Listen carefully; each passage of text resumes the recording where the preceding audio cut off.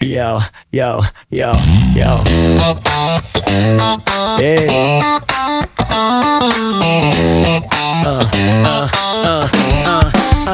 Hey, hey.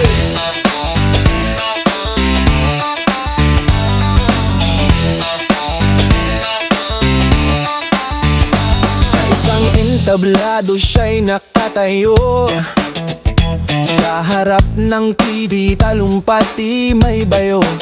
Nakabarong makinang iting mapaglinlang, bawat pangako'y ginto kung pakinggan. Kaya lahat ay masaya kahit napapako, mga salitang walang galang at respeto. Sa bawat bitaw ng kanyang pananalita, unti-unting nalilihis ang masa. Mga pangakong walang landas, mga salitang puno ng aligasgas. Ang bayang umaasang may bukas, nalulunod sa ingay ng kanyang lakas. Sutang bastos, tilang mapaglinlang, mga salitang tila patalim kung umatang, lalo sa kababaihang dapat igalang. Ginagawang biro sa gitna ng entablado at bayan. Sutang bastos, walang pakundangan, dinudungisa ng dangal ng sambayanan.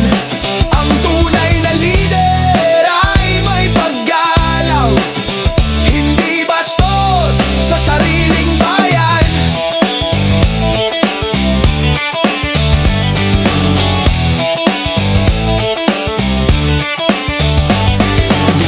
Ng bayang naghahanap ng bukas, ngunit galit at yabang ang kanyang inilalabas.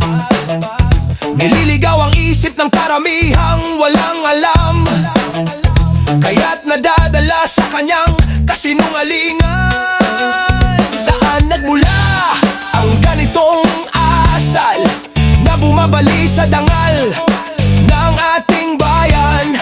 Respeto at paggalang ang ugat ng lahi, ngunit ginawang palabas sa entabladong mali.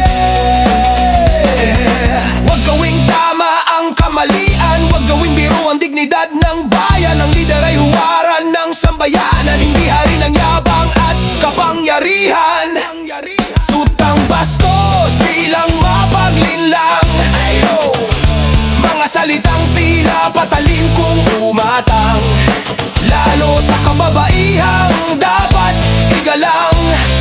Ginagawang biro sa gitna ng entablado at bayan. Sutang bastos, walang pakundangan, dinudungisan ang dangal ng sambayanan. Ang tunay na lider ay may paggalang, hindi bastos sa sariling bayan.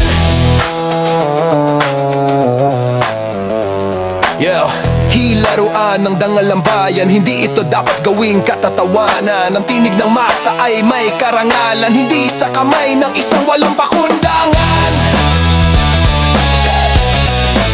Walang pakundangan.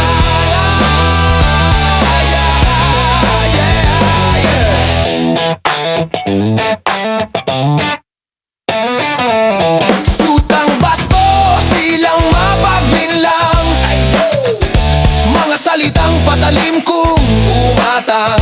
Ang bayan ay may dangal na dapat ipaglaban, hindi alipin ng bastos.